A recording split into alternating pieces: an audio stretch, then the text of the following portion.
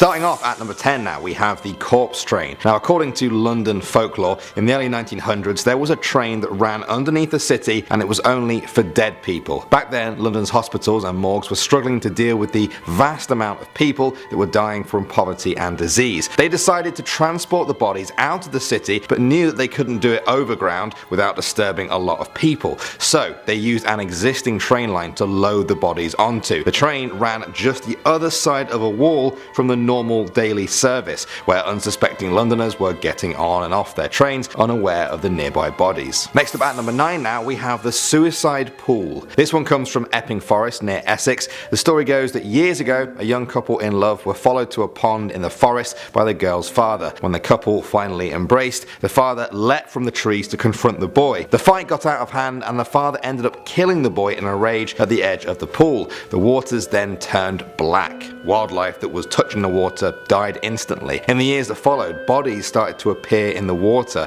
First it was an old woman, then a young one with her young child beside her. They say the pool drew them into their death and that the pool is still out there in the forest somewhere waiting for its next victim. Next up at number 8 now, we have Annie. This one comes from Edinburgh, Scotland. In the old town there lies a street known as Mary King's Close. It's steeped in myths and legends of hauntings and murders. In 1990, a psychic called Aiko Gibo visited and felt a small hand touch hers. She said that she then made contact with the spirit of a dead child called Annie who had died in a plague hundreds of years ago and had lost her doll. The psychic then went to a nearby shop and brought back a Barbie doll for her. Now since then, visitors leave dolls for Annie and a mountain of them has built up in the dark. Moving on to number 7 now, we have the Faceless Woman. This one comes from the borough of Barking in London. There you can find Beacon Tree Station, home to the Faceless Woman. The most famous sighting of her happened in 1992. A station supervisor reported that on one night he heard the handle of his office door rattle. Outside on the platform stood a woman. She had blonde hair, she wore a very pale dress and just stared into the distance. The supervisor approached her, but as he reached out, she turned to him only to reveal she had no face, just darkness where there should be one. Local ghost hunters claim that she is the victim of a train crash that happened there in 1958 which killed 10 people. At number 6 now, we have the Beast. England's Hackney Marshes is known for its sprawling woodland and boggy reed marshes often covered in swirling fog, the perfect setting for this urban legend. The story goes that in 1980, 2 bear carcasses were found in the river. They had been decapitated. People started speculating about who or what could cut a bear's head clean off its shoulders. Then a year later, 4 boys were taking a walk along the marsh one winter morning when they saw it through the trees. They described it as a giant, great, growling, hairy thing. As soon as it saw them, it reared up on its back legs and let out a deafening roar. The boys ran, but the story remains always in the back of people's minds as they trudge through the marsh. We're returning now to the London Underground for our number 5 with The Crying Girl. On November 18th, 1987, a match was dropped on an escalator at London's King Cross station. A fire quickly spread into the nearby ticket office, which resulted in the death of 31 people. In the years since then, passengers have reported seeing a girl who died around the station. She has long brown hair, wears jeans and a t-shirt, and is always crying. Some people have even reported hearing her sobs while smelling smoke coming out from the escalators. Back to Scotland now for our number 4 with Sawney Bean. This is the gruesome tale of Alexander Sawney Bean, a man who was said to be the head of a Scottish clan of cannibals in medieval times. According to legend, the group was made up of his wife, their 14 children and 32 grandchildren, some of whom were born through incest. They lived in a cave by the water and would ambush people on the road at night. They would bring their bodies back to the cave to then dismember and eat them. Any leftovers were pickled in a jar for later. When King James VI of Scotland eventually heard of these murders, he led a manhunt to capture them. The clan was caught and then executed. Some people say you can still find the cave along the Benane Head area of Scotland. Moving on to number 3 now, we have Cane Hill. Some say this is one of the most haunted places in England. It was a mental asylum for over 100 years from 1882 to 1991. It built up a reputation for abandoning some of its patients, hiding them away from the public eye and never truly helping helping them. Some people say the patients who died left their energy behind there because of their tortured lives. The building was gutted by a mysterious fire in 2010. Perhaps the scariest stories of all are of the faces appearing by the burnt out windows. Next up at number 2 now, we have the House of the Screaming Skull. This one comes from Bettiscombe Manor in Dorset, England. The legend goes that in 1830 a man lived there called John Frederick Pinney. He had a slave that he had brought back from the Caribbean island of Nevis. The man became ill, and on his deathbed he swore he would never rest unless his body was returned home to Nevis. Pinney refused to pay for that expense, and when he died he had the man buried in the local graveyard. After that, ill fortune began to plague the village for months. Screams and cries were heard from the cemetery. At the manor house, windows rattled and doors kept slamming. The body was dug up and brought to the manor house, where today only the skull remains, where it's said to haunt the manor, but the village remains safe. And finally at number 1 now, we have the Hellhounds. Dartmoor is a vast, rocky, windy and mysterious part of England. It's popular among tourists, but everyone who goes there is aware of the legend of the Hellhounds. It's said that a pack of these ghost dogs wanders the moors at night, preying on sheep, and they're not afraid of humans. They've often been described as cat-like, but with the frame of a bear, and very fast. There have been pictures and film taken of them over the years that claim to show glimpses of these hellhounds in action. Many of the locals don't even need that though. They've heard the stories handed down from generation to generation. Some of them even say they've seen the hounds with their own 2 eyes. Going up at number 10 now, we have the Demon Bridge of County Monaghan. This is a story of death. The Demon Bride is said to have terrorized funeral goers for at least 200 years. Her victims now lie in the churchyards where they fell. Across County Monaghan, people report the same thing. The Demon Bride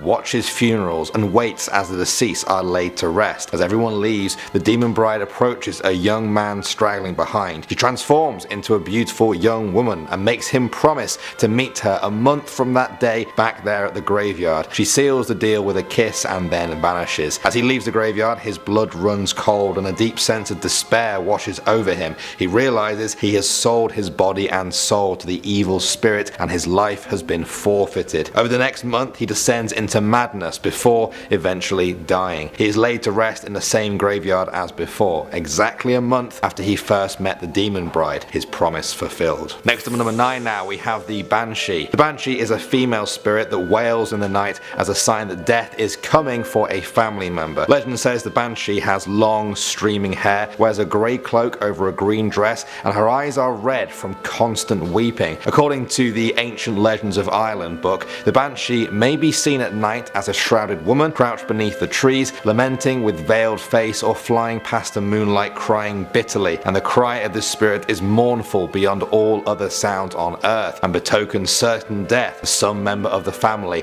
whenever it is heard in the silence of the night. Could not think of a more scary description myself if I tried. Moving on to number 8 now, we have the Dergdu. Many countries have a vampire legend. This is the Irish one. The name translates from Irish as red bloodsucker. Originally, the Dergdu was a normal girl who lived over 2,000 years ago. She was said to be beautiful, with blood red lips and pale blonde hair. Her true name has been lost in the sands of time, overshadowed by what she became. Men travelled from all over Ireland in the hopes of just being with her. However, she fell in love with a local man who was very poor. He was perfect for her, but without money, her father would never let them marry. Instead, he married her off to an old, cruel man who abused her. He liked to draw blood from her while she was locked up in a tower cell. One day, she gave up hope of her true love ever rescuing her and committed suicide by refusing to eat. Her dying breath was a vengeance against the living. Her undead corpse rose from the earth on the night she was buried, thirsting for the blood that was taken from her. She was now the Dergdu, stealing blood from children, from the innocent, and especially from young men. She would call to them in the night with a haunting siren song that lured them to their deaths. Some say she still wanders the Irish countryside at night,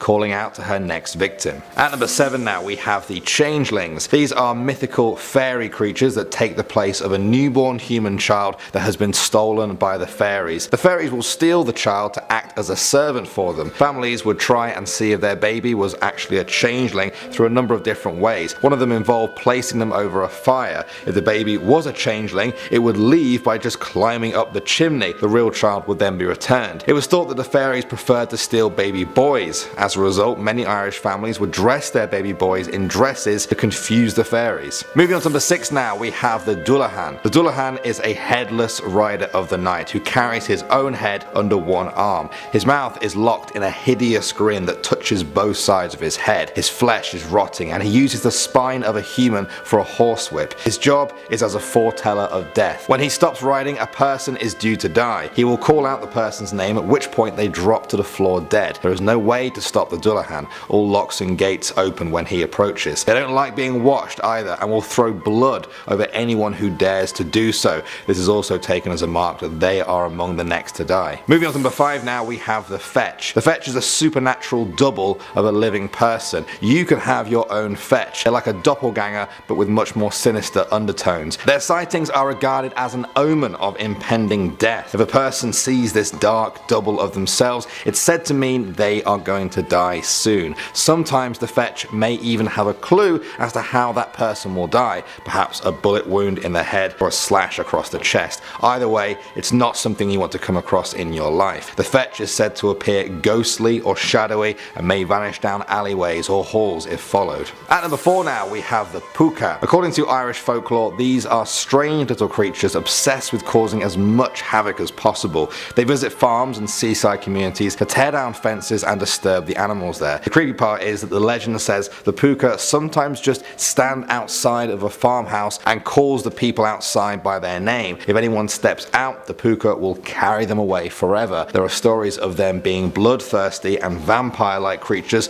as well as ones that describe them as man-eating beings, hunting down, killing, and eating their victims. Next up at number 3 now, we have the Alp Luatra. This creature is also known as the Joint Eater. Don't worry, it doesn't eat your joints, but this creature does something just as strange. It's said to be a newt-like creature that preys on people who fall asleep near rivers or streams. It jumps down their throat and lives in their stomach so that it can eat the victim's food. In the collection of folk tales called Beside the Fire, a farmer was starving from an Alp Luatra that was in his stomach, and he found a way to get rid of the creature. He ate large amounts of salted meat until he could eat no more. Then he lay by a stream with his mouth open. The Alp Luatra was driven to thirst by all the salt, and eventually they all jumped out of the man and into the water. Gross. Moving on to number 2 now, we have the Black Cat of Killarkey House. There is said to be a beast that wanders the forests of County Dublin around the old Killarkey house. The animal has been sighted for centuries there, and people say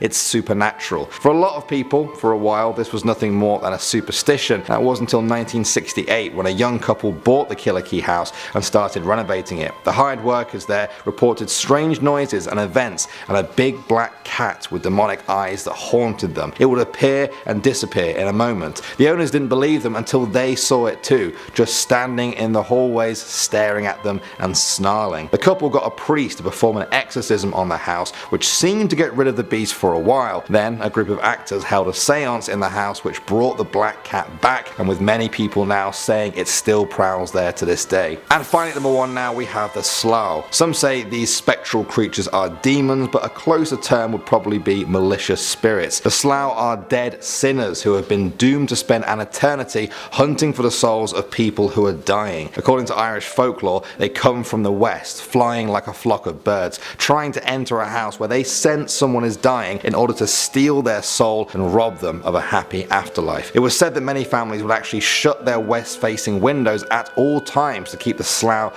out of their homes. Some folklore experts have compared this to the Wild Hunt, a European folktale about ghostly hounds or spirits travelling around in packs foretelling of death and disaster. Coming in at number 10, we have the Wendigo. The Wendigo is something that we like to talk about a lot on Life's Biggest Questions. The Wendigo is a lesson that cannibalism is never gonna end well. The legend of the Wendigo comes from the Algonquin people, which is actually relatively near to where I am here in Toronto. I've actually been to Algonquin National Park and I was scared of bears the first time I went, but the next time I will be aware of the Wendigo. The story of the Wendigo goes that once he was a lost hunter that during a particular harsh winter, and trust me they do get very cold here in Canada, got really hungry. He couldn't find anything to hunt, he couldn't find anything to eat. This continued for days, for months. His hunger became so intense that he turned to cannibalism. After eating human flesh, he became a crazed monster and continued to roam in search of his next fleshy meal. Now the Wendigo, who is 15 feet tall, looks a little like this. Ooh. The Wendigo is said to roam free in the icy plains of Canada and the northern states of the USA, like Minnesota, Illinois, and up upstate New York. The legend has legs too, literally. There have been several spates of Wendigo sightings over the past 150 or so years, most notably when a number of people from the Algonquin went missing in the 20th century. The Wendigo was to blame. The Wendigo is said to lure you away from civilization to icier plains and will then eat you alive. Hard no from me to Mr. Wendigo. Stay away. Do you want to meet the Native American Voldemort? Coming in at number 9, we have the legend of Two-Face. This is a morality lesson and a scary urban legend at the very same time. The legend of Two-Face, often called Sharp Elbows or Hester Voto Kio, is about not giving attention to bad things. The story is most popular among the Sioux people, and incantations can be found across a lot of First Nations groups. The story goes that the Two-Face creature is a bit of an attention hog, to put it lightly. They are a nasty presence that wants you to look at them. They will do anything to get your attention, but be warned, if you give in, if you look at it, if you give it the attention it craves, it will cut you. Actually, though, it will cut you. One legend is often told about a heavily pregnant Sioux woman. She heard a voice behind her and intuition told her that she shouldn't look around. She was right. The strange voice tried even harder to get her to look, but still she did not. Later, she told her husband, and he was glad. He said that the voice had come from a malevolent creature that would appear to her 4 times. She must ignore it each and every time. If she successfully ignored it 4 times, it would leave her alone forever. Now, it did appear twice more, and twice she successfully ignored it, but on the 4th time, things didn't go well. The 4th time came and she decided to have a peek at the creature. Curiosity got the better of her and she peered through a crack when she thought it was turned away. But what did she see? A ghoulish being with 2 faces and razor-sharp elbows. Its other face turned to look at her directly. It lurched out and cut her to shreds. Lesson being, never give in to negative voices no matter how hard they shout. They will destroy you. Coming in at number 8, we have skinwalkers. In Navajo culture, the legend of skinwalkers is enduring. In fact, the legend is so widely perpetuated that a lot of people outside of the Native American cultures are very scared of them too. Skinwalkers are said to be witches who ascend to their superhuman powers by sacrificing/murdering a close family member. Honestly, how awful. These skinwalkers can then take the form of an animal of their choosing, but they most commonly appear as wolves, owls, coyotes, foxes, and even crows. These witches are said to be extremely dangerous, and you do not want to encounter one for fear of invoking their wrath. What will their wrath do? Straight up murder, once again. These skinwalkers are said to be most commonly found stalking deserts in California like Death Valley, the Mojave National Reserve, and Joshua Tree, so watch out. From skinwalkers to Skinwalker Ranch, up next at number 7. Some weird things have been happening at the so-called Skinwalker Ranch in Utah. Native Americans in the area truly believe that the area is plagued and cursed by evil spirits, and well, they might actually be right. The ranch became notorious in the media when the Sherman family spoke out about their experience living there in the 1990s. Their stories involved strange lights, ghostly apparitions, and the tale of an invincible wolf that I found particularly interesting. It seems that the Sherman family came across what seemed like a friendly wolf. So friendly, it approached them from time to time. Sadly though, the wolf could not be trusted. It killed a number of their cattle, which are expensive to come by. Now this prompted the head of the Sherman family to shoot it with a .375 Magnum.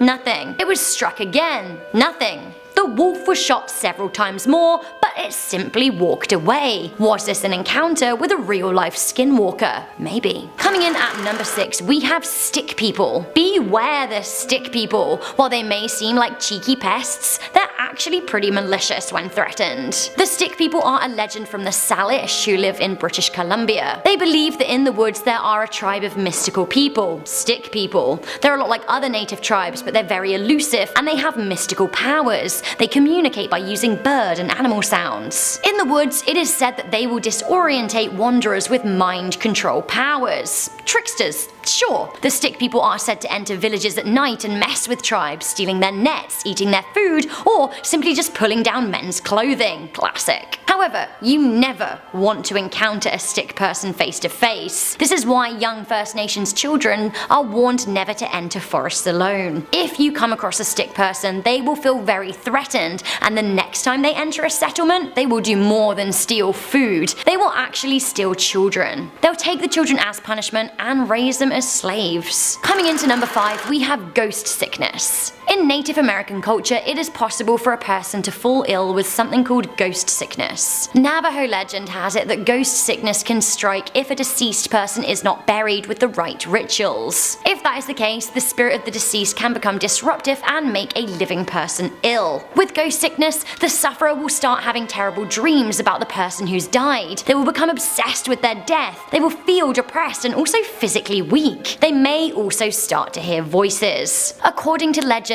the only way to recover from ghost sickness is to undergo a ritual performed by a religious leader, and often make adjustments to the burial of the dead to satisfy them. Okay, so let's talk a little bit more about the cause of ghost sickness. Up next at number 4, we have the chindi. So the chindi is said to be bad energy left over from a person who has died. The chindi is produced when a person takes their last breath. Actually, a lot of First Nations people believe that it is much better for people to die out in the open, as it leaves more space for the chindi to disperse. Dying inside a house practically dooms that building to being haunted forever. The Navajo are so wary of invoking chindi that will actually get rid of a deceased person's possessions. Even saying a deceased person's name is a certain way to summon their bad energy. Just don't do it. Coming into number 3, we have the legend of the dust devils. Navajo people are watchful and wary of dust. Why? Well, because they're actually spirits interacting with the land in the form of a little whirlwind. Whether it's benevolent or malevolent depends on the direction the dust or dirt is spinning. In Navajo folklore, if you see dust spinning in a clockwise direction, everything's fine. But if it spins counterclockwise, well, you better have your wits about you, as you are in the presence of an evil entity. Giant disembodied heads, anyone? Sure. Coming in at number 2, we have the legends of the flying head. The flying head legend is most popular in Iroquois and Wyandot culture. Flying heads are thought to be produced from cannibals or from battles wherein people have physically lost their heads. Flying heads are giant, ravenous beings with neck-length hair. Do you want to see a depiction? Actually, I'm kind of here for them. I can imagine myself as like a giant ravenous head sometimes. Some descriptions even have them with bat wings, and they're said to have an insatiable hunger, so insatiable that they're often led to eat people. Nonetheless, no man-made weapon can kill them. The only way to be rid of them is to trick them into eating hot coals. Easier said than done, I think. Finally, coming into number 1, we have the owls. I really like this tale of how owls were created, and it's pretty scary and may make you feel not so great about our murderous feathery friends. As told by the Yakama, the story goes that there was once 5 sisters who lived in a cave. These sisters were no normal humans. In fact, they would eat vile things like frogs, lizards, snakes, and mice, things that other First Nations people simply wouldn't eat. Some even said that they would eat tribes people if they took a disliking to them. Were these 5 sisters the native equivalent of witches? Quite possibly. They seem to be in touch with a lot of bad energy and cause a lot of people a lot of problems. Luckily for the other tribes though, one by one the women died. Finally, everybody breathed a sigh of relief as the final sister drowned. You would think that would have been the end of it, but no. From one of her eyes, it is said that all owls were created. Sure, because owls. Now when you see owls, apparently they are a small part of the evil 5th sister, part of her soul that's always watching and waiting. But for what? Owls. Who knew?